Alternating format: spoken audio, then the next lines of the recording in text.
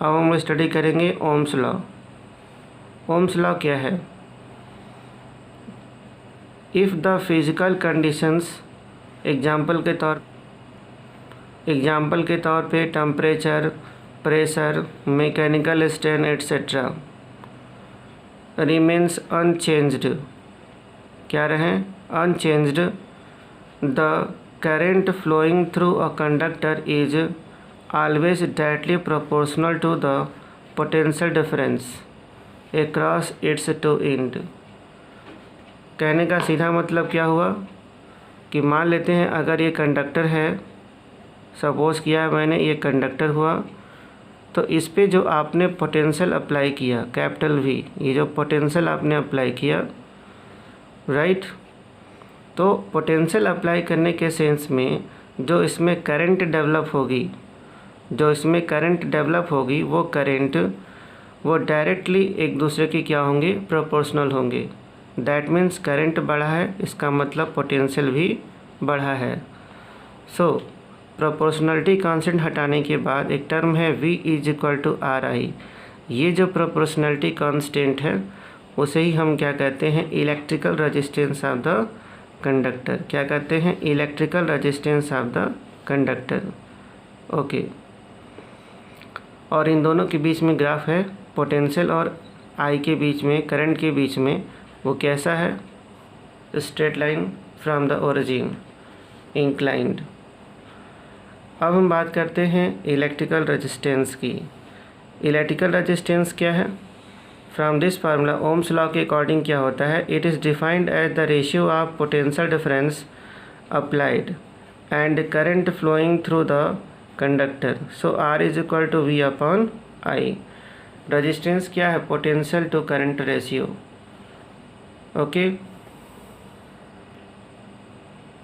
फिर टर्म क्या है कि this formula holds for all conductor. Ohm's law का ये फार्मूला जो है हर तरह के कंडक्टर्स के लिए वैलिड है। SI यूनिट क्या होती है? वोल्ट पर एम्पियर या फिर ओम। ओम का ये सिंबल है। नो, 1 ओम = 1 वोल्ट पर एम्पियर। डायमेंशन क्या होती है?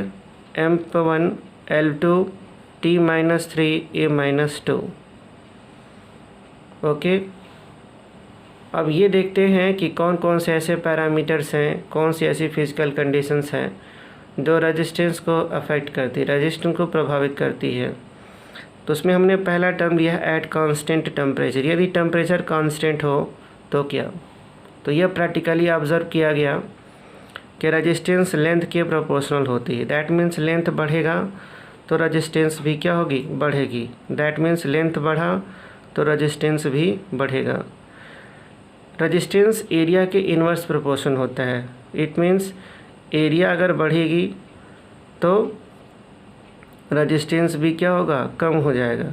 मीन्स यदि पतले वायर के रेस्पेक्ट में मोटे वायर की बात करें तो मोटे वायर की रेजिस्टेंस क्या हो जाएगी?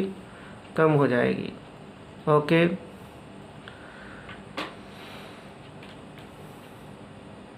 नाउ इसके बाद से अगला है nature of the material. Nature of the material means जैसे कि मैंने एग्जांपल के तौर पे लिखा है नाइक्रोम एंड कॉपर।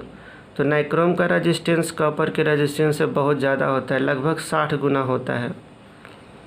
ओके, अगर इन सारे फैक्टर्स को क्या कर दे? कंबाइन कर दिया जाए तो कंबाइन करने पे हमें मिलता है R = L/A। सो R = ρL/A। अब यहाँ रो क्या है? Rho is the constant of proportionality known as resistivity या फिर specific resistance of the material of the conductor. यानी कि मटेरियल, कंडक्टर का जो मटेरियल है उसी का स्पेसिफिक रेजिस्टेंस है, जिसे हम रेजिस्टिविटी के भी नाम से जानते हैं। और सबसे अच्छी बात इसमें क्या है कि it depends on the nature of the material of the conductor and the physical conditions like temperature, pressure, but it is independent of the size and shape. Size and shape means मोटा, पतला, छोटा, बड़ा। Shape and size clear है? तो इस तरह से यहाँ पे बात क्लियर है कि जो ये रेजिस्टिविटी है वो मटेरियल की किस पर डिपेंड करता है? Nature of the material, of the conductor and the physical condition like temperature, pressure. Okay, अगला है effect of temperature. The resistance of metallic conductor increases with increase of temperature, यानी किसी कंडक्टर का टेम्परेचर बढ़ा दिया गया तो उसका रेजिस्टेंस भी क्या होगा? बढ़ जाएगा। अब उसके क्या कारण है बढ़ने के? कहता है because with rise of temperature the thermal speed of electron increases, electron की थर्मल स्पीड क्या होती है? बढ़ जाती है। So the number of collisions of the electron with lattice atoms ion increases. क्या होगा?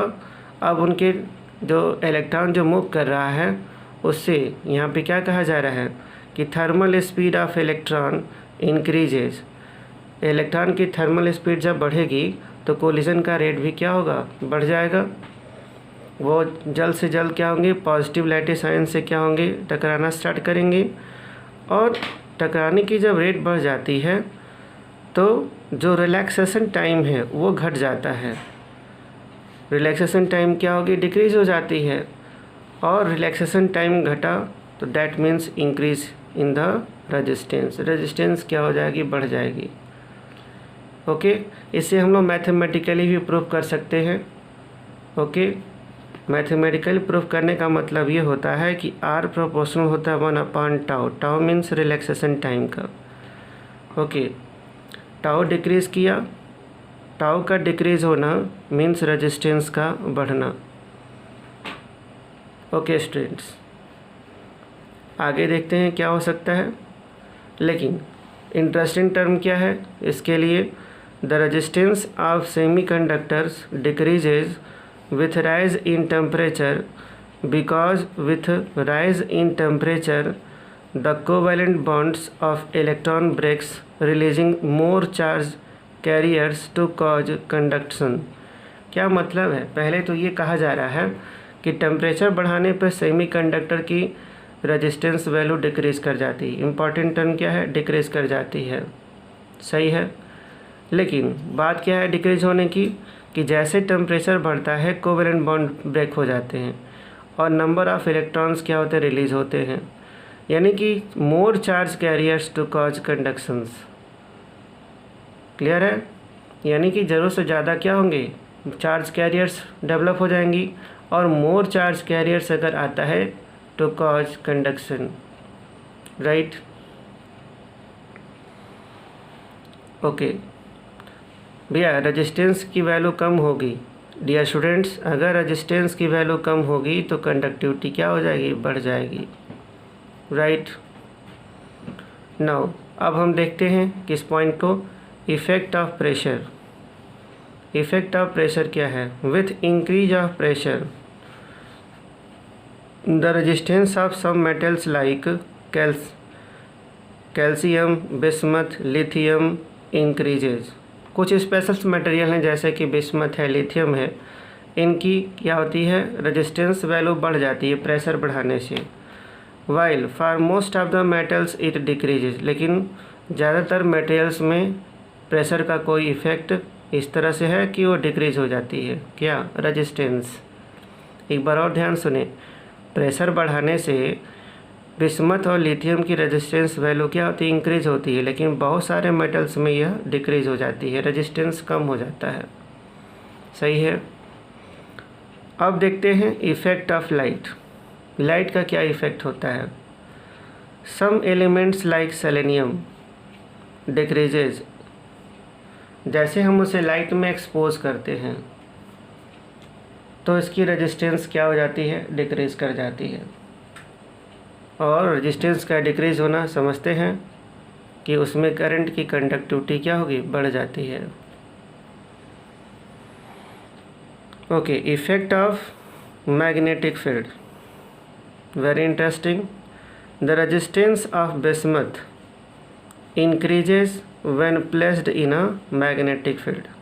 सिंपल सा रिजल्ट है कि मैग्नेटिक फील्ड में बिस्मथ की रेजिस्टेंस क्या हो जाती है? इंक्रीज कर जाती है। ओके स्टूडेंट्स, तो ये था इलेक्ट्रिकल रेजिस्टेंस और उस पर इफ़ेक्ट देने वाले सारे पैरामीटर्स। ओके।